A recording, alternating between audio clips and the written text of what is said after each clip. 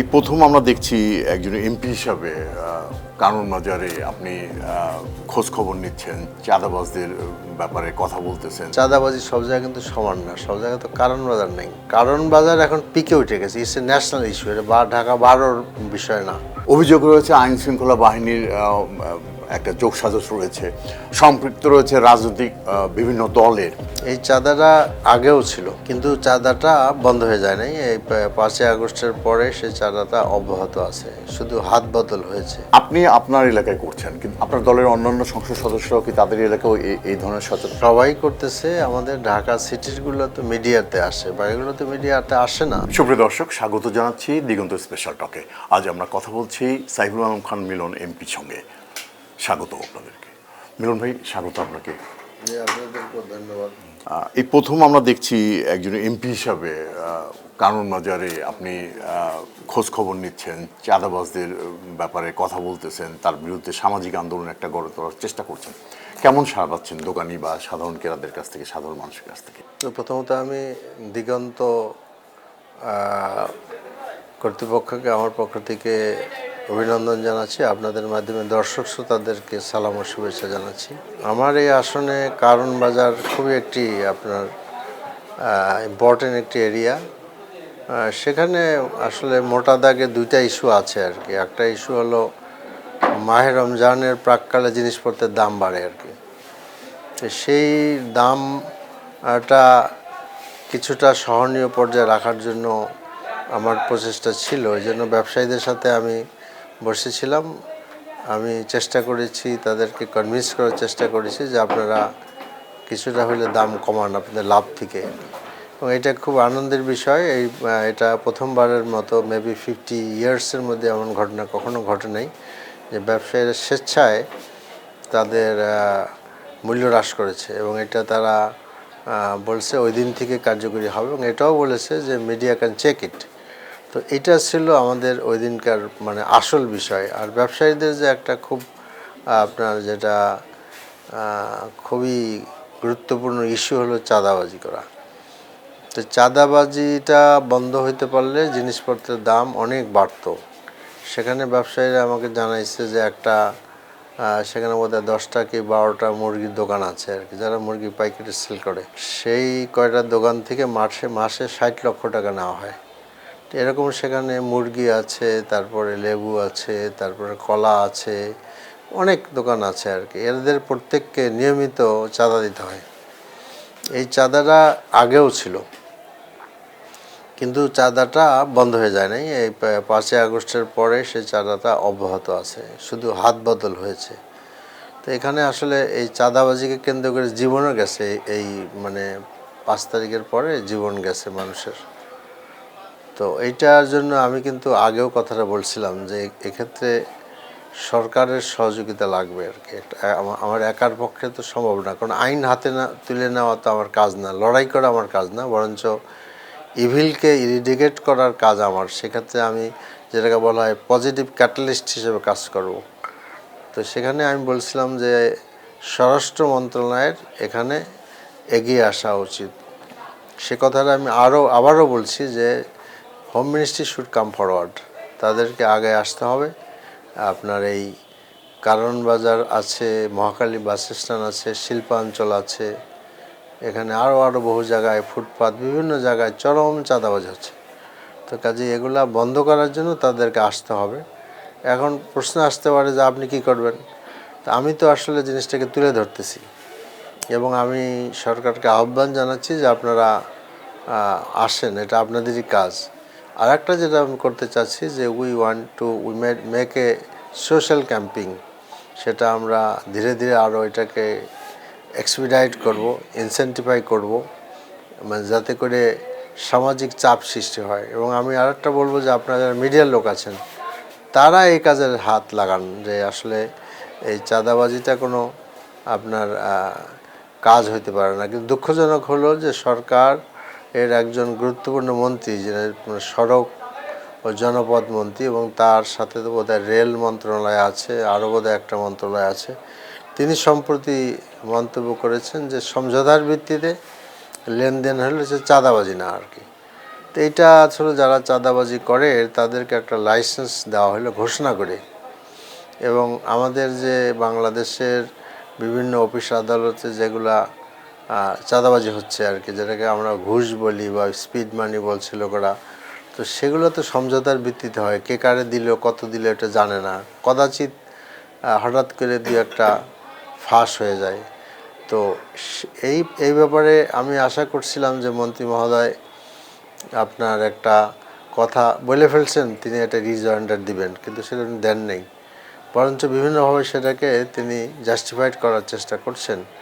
সরকারও এখানে কোনো বক্তব্য দেয় না, কথা কিন্তু আগেও বলছিলাম যে এটা যদি সরকার কোনো বক্তব্য না দেয়, তাহলে সরকার বলতে বোঝাচ্ছি যে আমি প্রাইম মিনিস্টার হিমসেলফ, তিনি যদি কোনো বক্তব্য না দেন, এটা পর্যালোচনা না করেন, বুঝতে হবে যে তিনিও নিজে এটার সাথে একমত হয়ে যাচ্ছেন। তো কাজেই আমাদের কাছে চাঁদাবাজি ইস্যুটা আরও জটিল হয়ে গেল। তো এরপরেও আমি আমার এন্ড থেকে চেষ্টা চালাবো, but it's a very very risky game. মানে অনেকেই আমাকে বলছেন যে এই কাজের মধ্যে আপনি হাত দিয়েন না, আপনার লাইফ থ্রেটেনিং হবে। আপনি যতটুকু বলছেন, কারণ আমরা তো দেখেছি যে মিডিয়ার দিক থেকে বা অন্য দিক থেকে এই চাঁদাবাজির সাথে আন্ডারওয়ার্ল্ড জড়িত, অভিযোগ রয়েছে আইন শৃঙ্খলা বাহিনীর একটা যোগসাজশ রয়েছে, সম্পৃক্ত রয়েছে রাজনৈতিক বিভিন্ন দলের। এখন রাজনৈতিক ব্যবস্থাপনায় আপনি যদি এরকম পরিবর্তন করতে না পারেন, রাজনৈতিক দলগুলো যদি চাঁদা না নিয়ে চলতে না পারে, তাহলে তো তারা এটার উপর নির্ভরশীল হয়ে থাকে। সেখানে জামাতে ইসলাম তো এমন অর্থনৈতিক ব্যবস্থা দল চালানোর জন্য ইয়ানত বা কর্মীদের সাহায্য নিচ্ছে, দলটা চালাচ্ছে। এইখানে কি এই চাঁদার উপর নির্ভরশীল হওয়াটা রাজনৈতিক দলের জন্য হোক, আন্ডারওয়ার্ল্ডকে নিষিদ্ধ করা হোক, বা তাদের বিরুদ্ধে ব্যবস্থার জন্য আইন শৃঙ্খলা বাহিনীর রক্ষকেরা সৎভাবে এগিয়ে আসা হোক, এরকম একটা আমূল পরিবর্তন না হলে কি শুধুমাত্র জনসচেতনতা দিয়ে সেটা সম্ভব? কোনো জিনিসই হঠাৎ করে হয় না, আর কোনো রাজনৈতিক দলের তো এটা তো উৎস হইতে পারে না। দোকান ব্যবসায়ীদের কাছ থেকে টাকা নিয়ে আপনি রাজনৈতিক দল চালাবেন, it's a very very bad thing, এটা তো হইতে পারে না। আপনি আপনাদের কর্মী আছে, নেতা আছে, সুধীজন আছে, শুভাকাঙ্ক্ষী আছে, you can go to them, কিন্তু দোকানদারের কাছ থেকে আদায় করবেন কেন? দোকানদারের কাছ থেকে আদায় করলে যেটা হয়, দোকানদার তো পণ্যের মধ্যে ধরে দিচ্ছে, মূল্যস্ফীতি। হ্যাঁ, ওই জিনিসপত্রের দাম বেড়ে যাচ্ছে, এবং আসলে এটার দ্বারা মানুষ খুন হচ্ছে। তাতে বোঝা যাচ্ছে যে একদিকে পণ্যের দাম বাড়তেছে, অন্যদিকে কিন্তু এই টাকাকে কেন্দ্র করিয়া মানে ইন্টারেস্ট গ্রুপ যারা যে চাঁদার সাথে জড়িত, তারা কিন্তু পারস্পরিক লড়াইয়ে লিপ্ত হচ্ছে। এবং সুশাসন প্রতিষ্ঠার কথা বলা হন, বিশেষ করে আপনার জনপ্রতিনিধি যেটা বলেন, সেটা কিভাবে সম্ভব যদি এই অবস্থা থাকে? প্রতিষ্ঠিত তো সরকারকে করতে হবে। আমরা আমাদের আসনে আমরা সচেতন সৃষ্টি করব। আমি মানে অনেকগুলো প্ল্যান নিয়েছি, তার মধ্যে পুলিশ প্রশাসনের সাথে মানে বসা, তাদেরকে সহযোগিতা চাওয়া, এটা আমরা করব আর কি। এবং আসলে আমাদের দেশে কিন্তু, যেমন একটা উদাহরণ দিই আপনাকে, আমরা কিন্তু যখন আমাদের জুলাইতে, সম্ভবত 19শে জুলাই বোধহয় আমাদের জনসভা হলো নাকি, গত বছরে সোহরাওয়ার্দী উদ্যানে আমাদের মহাসমাবেশ হলো। সেখানে আমির জামাত অসুস্থ হয়ে পড়ছিলেন। উনি এই অসুস্থতার মধ্যে উনি যখন পড়ে গেলেন, আমরা সকলেই নিষেধ করছিলাম যে আপনি কথা বলেন না, বিশেষ করে ডাক্তার, আমাদের তো মেডিকেল টিম ছিল, কিন্তু উনি ওর মধ্যে কথা বলছেন আমি কথা বলেই যাব। এবং সেখানে যে কতগুলো অল্পগুলো কথা বলছেন, তার মধ্যে একটা বলছিলেন যে আমাদের এমপিরা ইয়ে নেবে না, মানে তারা গাড়ি নেবে না, প্লট নেবে না, এবং আমরা আমাদের হিসাব জনগণের কাছে দিব, আমাদের খাতে যে হয়। তো মাত্র ধরেন প্রায় তো 1.5 বছর পরে সরকারি দলের থেকে এটা এক সিমিলার ঘোষণা আসছে। তো এখন আমি তো মনে করি যেটা আমাদের বিজয় এই জন্য বলছি যে আমরা যে ঘোষণাটা দিলাম সেটা একটা মানে অন্যরা সেটা অনুসরণ করছে, বড় দল সেটা অনুসরণ করছে, তো ইট ইজ এ গুড থিং। কাজে আমরা এই চেষ্টাতে বিফল যাবে না। সোশ্যাল ক্যাম্পিং আজকের পৃথিবীতে খুবই বড় জিনিস। আমির জামাত উনি বলেছেন যে চাঁদাবাজদের বিরুদ্ধে সামাজিক আন্দোলন গড়ে তোলার এটাই প্রকৃত সময়। আপনি আপনার এলাকায় করছেন, কিন্তু আপনার দলের অন্যান্য সংসদ সদস্যরাও কি তাদের এলাকাও এই ধরনের সাথে? সবাই করতেছে। আমাদের ঢাকা সিটিগুলো তো মিডিয়াতে আসে, বাকিগুলো তো মিডিয়াতে আসে না আর কি, মানে কারণ অতটা তো কভার আপনারা করতে পারেন না। কাজে সবাই বলতেছে, এবং ইন্টেন্সিটি অফ মানে চাঁদাবাজি সব জায়গায় কিন্তু সমান না, সব জায়গায় তো কারণ বাজার নেই। কাজেই আপনার কারণ বাজার এখন পিকে উঠে গেছে, ইটস এ ন্যাশনাল ইস্যু, এটা ঢাকা 12-র বিষয় না। তো সেই জন্য ওইটা, এবং আমাদের মানে ঢাকায় বাংলাদেশে একটা বড় পত্রিকায়, এই বড় পত্রিকায় চাঁদাবাজির ব্যাপারে তারা ছবি দিয়ে নিউজ ছাপছে আর কি, এবং ওখানে যার নামে ছাপছে সে তো কোনো প্রতিবাদ করে নাই। তো কাজে এটা অনেক পুরাতন জিনিস, অনেক পুরাতনভাবেই আলোচনা হয়ে আসতেছে। সোশ্যাল ক্যাম্পিং করা উচিত, এবং এটার মাধ্যমে যেই যখন সরকারে থাকুক না কেন, যদি if it is a Jamaat government, then I think যে জনগণকে, এমনকি এমন জামাতের একজন এমপিও পারে ক্যাম্পিং করতে, যে গভর্নমেন্ট শুড মানে বি স্ট্রেট ফরওয়ার্ড হইতে হবে তাদেরকে আর কি, তাই না?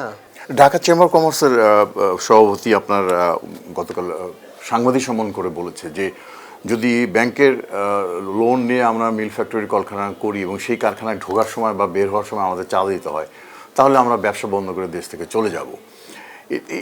এবং হিডেন কস্ট বলে একটা কথা আছে যে চাঁদাবাজিদের তাদের, তাহলে আমরা বিনিয়োগ আশা করছি, বিদেশি বিনিয়োগ আশা করছি, বা কর্মসংস্থান খুবই একটা প্রয়োজন আমাদের দেশে, বিশেষ করে জুলাই আন্দোলনের পরে আপনি যেমন বৈষম্য দূর করার ক্ষেত্রে এগুলো খুবই জরুরি।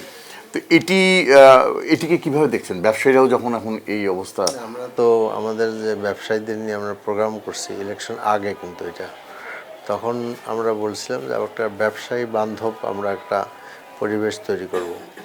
এখন এইটা আপনার বলতে পারেন 99% দায়িত্ব হলো সরকারি দলের, তারা এবং ব্যবসায়ীরা যেটা বলছে এটাকে আমি যথার্থ মনে করি, যে তাদের একটা শান্তিপূর্ণ পরিবেশ দরকার। একজন যিনি একটা মিল করলেন, কারখানা করলেন, তিনি তো আসলে জাতির জন্য বিরাট কাজ করলো। কারণ ধরুন 350 জন থেকে শুরু করেন, একেবারে অনেক ফ্যাক্টরি আছে, হাজার হাজার মানে শ্রমিকরা কাজ করে আর কি, হাজার হাজার পরিবারের সংস্থান করছে। তাই he is asset of the country. তো আমাদের উচিত যে সরকারের, যে সে যেন আপনার নির্বিঘ্নে ব্যবসা করতে পারে, এটা করা তো সরকারের দায়িত্ব, রেসপন্সিবিলিটি সরকারের কাজে। তারা মোটেই ভুল কথা বলেনি। তো নয়াদিগঞ্জের পক্ষ থেকে আপনাকে অসংখ্য ধন্যবাদ। জি, আপনাদেরকে অনেক ধন্যবাদ, আপনাদের উন্নতি কামনা করছি। আপনারা ভালো থাকবেন, দেশের কথা মানুষের কথা লিখবেন, আমরা ভুল করলে লিখবেন, আর ভালো করলে আমাদেরকে উৎসাহ দিতে ভুল করবেন না। সুপ্রিয় দর্শক, বিদায় নিচ্ছি আজ এখানেই। আল্লাহ হাফেজ।